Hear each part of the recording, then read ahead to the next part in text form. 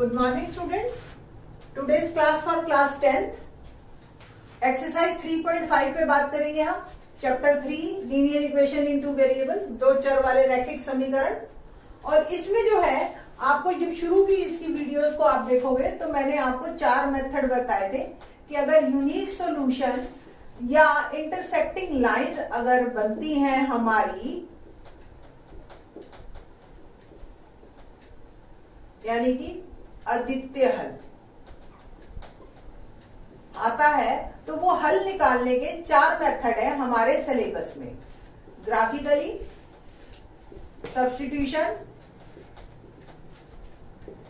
Elimination and the last one is cross multiplication. ठीक है. हिंदी में अगर हम बात करें तो प्रतिस्थापन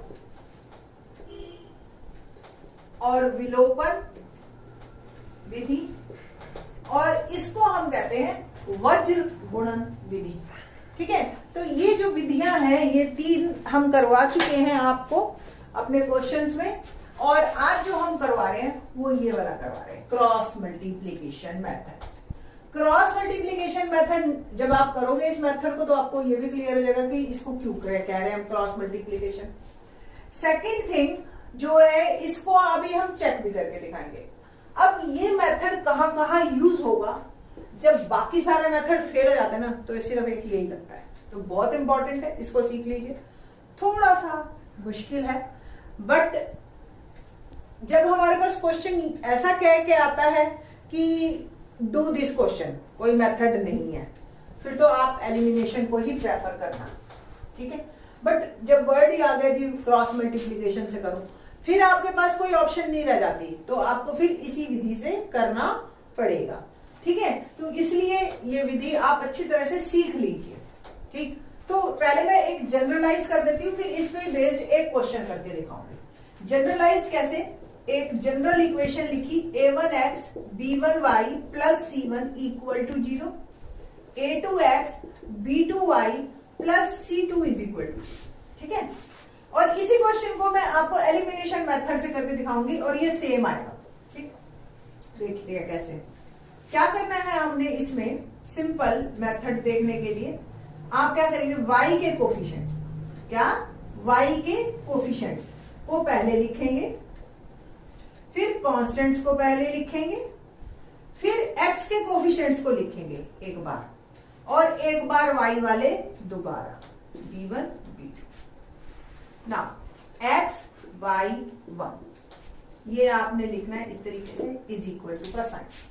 अब देखिए x के नीचे क्या लिखेंगे आप, दिस माइनस दिस. ये मेथड को आप आपके 11th 12th में भी बहुत काम आएगा. पहले इन दोनों को मल्टीप्लाई करना है. दिस मतलब multiply these two things, b1 c2. ठीक है. Minus b2 c1, b2 c1, यानी कि इन दोनों का प्रोडक्ट माइनस इन दोनों का प्रोडक्ट. पहले हमेशा ऐसे माइनस ऐसे. ठीक है. सेम y के नीचे c1 a2 इन दोनों का प्रोडक्ट माइनस a1 c2. ठीक है. और 1 के नीचे आएगा आपका a1 b2 minus b1 a2. ठीक है. इस तरीके से आपने इसको करना है ना. जब इस सिचुएशन पे आप पहुंच गए, उसके बाद आपको x की वैल्यू निकालनी है. तो x की वैल्यू में निकालने के लिए देखो 3 इक्वालिटी में है. अगर आप एक को छुपा भी लोगे तो कोई फर्क नहीं पड़ेगा. तो ये दोनों मैं लिख रही हूं. एक x वाला, x की वैल्यू अगर निकालनी है तो x वाला लिखे और कांस्टेंट वाला लिखे, a1 b2 minus b1 a2. कुछ स्कूलों में टीचर्स इसको ऐसे ही क्रैम करवा देते हैं कि x के नीचे बेटा ये फार्मूला है, फार्मूला रट लो. ठीक है. आप इसको ऐसे भी कर सकते हो. अगर आपको फॉर्मूला याद करने का बहुत सिंपल तरीका है, x के नीचे a नहीं आएगा, जो x के कोफिशिएंट्स होते हैं वो नहीं आते, बाकी दोनों पार्टिसिपेट करते हैं. फिर b पहले आता है तो 1 2 माइनस 2 1. ठीक है. ऐसे बच्चों को याद करने का तरीका बता देते हैं हम. ऐसे भी कर सकते हो. अब x की वैल्यू निकालने के लिए क्या करोगे, cross multiplication. b1 c2 minus b2 c1 A1 B2 minus B1 A2, simple. ठीक है, तो ये आपको बच्चे याद भी कर लेते हैं कुछ एक बच्चे ये फॉर्मूले से। अब A1 B1 C1 आपको क्लियर है ही कि ये जो पहले इक्वेशन के हैं और A2 B2 C2 दूसरी इक्वेशन। ठीक, और y की वैल्यू निकालने के लिए क्या करोगे आप इसको छुपा लोगे। तो एक बार y की दोबारा लिख देती हूँ, C1 A2 minus A1 C2 equal to 1 upon A1 B2 minus B1 A2। तो y की वैल्यू निकालने के लिए क्या किया हमने, इसको ऊपर भेज दिया, C1 A2 minus A1 C2। देखो y में कहीं भी b पार्टिसिपेट नहीं करा, ठीक है ना। तो C1 पहले C पहले आ गया, 1 2 माइनस और फिर A1 बाद में, ठीक है। तो अपॉन में A1 B2 minus B1 A2। आप मेथड को फॉलो कीजिए, रटने का काम कम कीजिए, समझ के कीजिए, आपको आसानी रहेगी। अब इसी पे बेस्ड एक क्वेश्चन हम करते हैं और फिर आपको और ज्यादा क्लियर होगा कि ये क्वेश्चन किस तरीके से आएंगे। तो एक्सरसाइज का हम क्वेश्चन ले रहे हैं, फर्स्ट का क्वेश्चन लेते हैं, फर्स्ट का सेकंड पार्ट। क्या है question, 2x plus y is equal to 5 और 3x plus 2y is equal to 8। वो कहते हैं सबसे पहले क्वेश्चन में क्या है कि which of the following pair of linear equation has unique solution, किसका अद्वितीय हल है, और अगर है तो आपको ये बताना है कि वज्र गुणन विधि से आपको निकालना है। तो फर्स्ट ऑफ ऑल क्या कंडीशन होती है यूनिक सॉल्यूशन की, for unique solution A1 by A2 is not equal to B1 by B2। तो what about A1? A1 is 2, B1 is 1, C1 is 5, A2 is 3, B2 is, आपको पता है जो बच्चे डायरेक्ट ये वीडियो देख रहे हैं उनको बता दे, A1 क्या आता है, x का कोफिशिएंट पहली इक्वेशन का, ठीक है, y का कोफिशिएंट B1 और कांस्टेंट C1, सेम x का कोफिशिएंट 3 दूसरी इक्वेशन का वो A2 हो गया, y का B2 हो गया और कांस्टेंट C2 8। ठीक है, यहाँ पे बस एक बात और ध्यान रखनी है आपने कि जब भी क्वेश्चन को करें तो कांस्टेंट्स को लेफ्ट हैंड साइड में रखेंगे हम, ये बात हमेशा ध्यान रखनी है।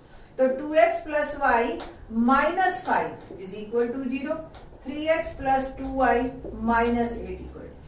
यहाँ पे इसका रोल नहीं है तो इसको अभी तो मैं जस्ट वाइंड अप करती हूँ कि यूनिक सॉल्यूशन है या नहीं है ये बताते हैं अभी आपको। तो 2/3 इज नॉट इक्वल टू 1/2, है ना। A1 by A2 is not equal to 1/2, 2/3 1/2 के बराबर नहीं है, दैट्स व्हाई ये यूनिक सॉल्यूशन की कंडीशन को फुलफिल कर रहा है।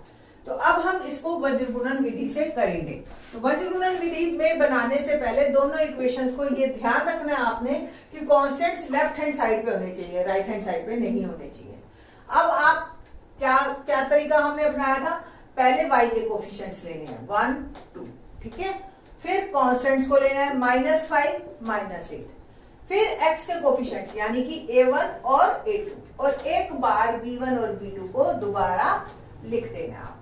ठीक, ये फार्मूला मैंने क्यों लिख रखा है अभी बताएंगे आपको इसका रीजन। क्या करना है आप, x y और ये 1, ठीक है। x के नीचे मैंने बताया था दिस माइनस दिस, तो इन दोनों का प्रोडक्ट 1 इंटू -8 मैं लिख रही हूं, माइनस इन दोनों का प्रोडक्ट 2 इंटू -5, ठीक है। सिमिलरली y के नीचे इन दोनों का प्रोडक्ट -5 इंटू 3 माइनस इन दोनों का प्रोडक्ट तो 2 और -8, ठीक है। 1 के नीचे इन दोनों का प्रोडक्ट 2 इंटू 2 माइनस 1 इंटू 3, ठीक है ना। x के नीचे क्या आया आपका, सॉल्व करते हैं, -8 और देखो 5 2 10 और ये माइनस माइनस हो गया प्लस, इक्वल टू y और ये प्रोडक्ट इनका -15 और ये देखिए y अपॉन में -5 इंटू 3 -15 और देखो minus minus plus 8 2 16 equal to 1 upon 2 2 4 -3। एक बार और सॉल्व करते हैं, x अपॉन 2 y अपॉन देखो 16 और -15 1 आ गया और 1 अपॉन 1, तो x की वैल्यू के लिए हम क्या करेंगे, y को छुपा देंगे, 1/1, x की वैल्यू आ गई मेरी 2, और y की वैल्यू के लिए x को छुपा देंगे, और ये आ गया y/1 equal to 1/1, y is equal to 1। ये आंसर मेरा आया 2 and 1। ठीक है, तो इस तरीके से ये आपका क्वेश्चन कंप्लीट होता है। आंसर आपका आ गया with the help of cross multiplication. मैंने ये जो फॉर्मूले दोनों लिखे हुए थे वो इसलिए लिखे थे जस्ट बिकॉज ऑफ दैट कि कुछ जो टीचर्स आपको याद करवा के फार्मूले को लिखवा रही हैं, तो वो सीधा फार्मूला अगर बच्चे ने रट लिया है तो भी आप इस क्वेश्चन को कर सकते हैं। तो एक बात का ध्यान रखना, इसमें जो डिनोमिनेटर है ना, ये कंडीशन होता है a1b2 minus b1a2 is not equal to 0। बस ये एक रिकॉल अपने दिमाग में रख लेना। ठीक है, अब हमने a1 b1 c1 c2 सब निकाल रखे हैं, तो जरा पुट करके देखते हैं कि क्या ये फार्मूले को आप यूज कर सकते हैं या नहीं कर सकते। ठीक है, तो b1 c2, देखो b1 c2 वैल्यूज आ रही सारी में अकॉर्डिंग टू दिस 1 8। ठीक है, माइनस b2 c1 तो 2 और ये 5, और डिनोमिनेटर में क्या आया a1 b2 2 और ये 2, माइनस b1 a2 तो 1 और ये 3, बनेगा वही अल्टीमेटली। तो 8 minus 10 4 minus 3 minus 2 upon 1 plus 2 minus 2। Okay, ये जो c1 और c2 है मैंने आपको बताया था वहां वाले लेने हैं, -5 और ये -8, तो ये माइनस और ये माइनस ये प्लस। ओके, तो प्लस 2। ठीक, तो इस तरीके से आपकी ये x की वैल्यू आ गई। सिमिलरली y निकालते हैं, देखिए y निकाल रहे हैं c1 a2 c1 -5 c a2 3 minus a1 c2 a1 2 c2 minus, और डिनोमिनेटर तो यही सेम है, तो इसी को ही एज इट इज मैं लिख रही हूँ। जस्ट फॉर द चेक है ये -15 plus 16 4 minus 3 and it will become 1/1 answer is.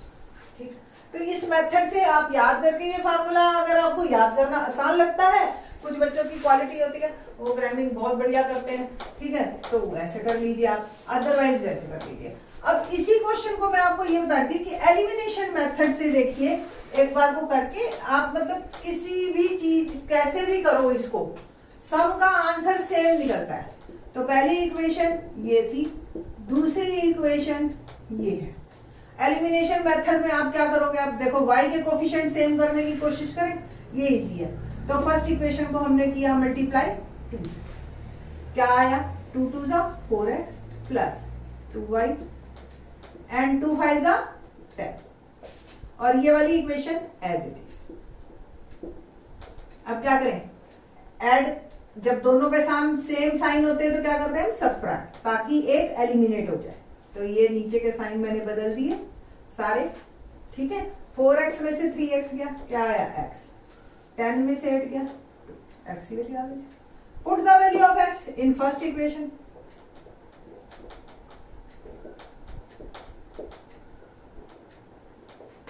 ये फर्स्ट इक्वेशन, तो 2x plus y is equal to 5, x की वैल्यू मैंने 2 डाली एंड y, तो y क्या आ गया 4 प्लस y और y आ गया 5। तो व्हाटएवर मेथड, अगर आपको नाम नहीं दे रखा आप जो मर्जी मेथड को लीजिए, बट अगर आपको नाम दे दिया तो फिर स्पेसिफिक हो जाता है। तो ये था क्रॉस मल्टीप्लिकेशन। बाकी के क्वेश्चंस हम बाकी की वीडियोस में बनाएंगे। थैंक्स।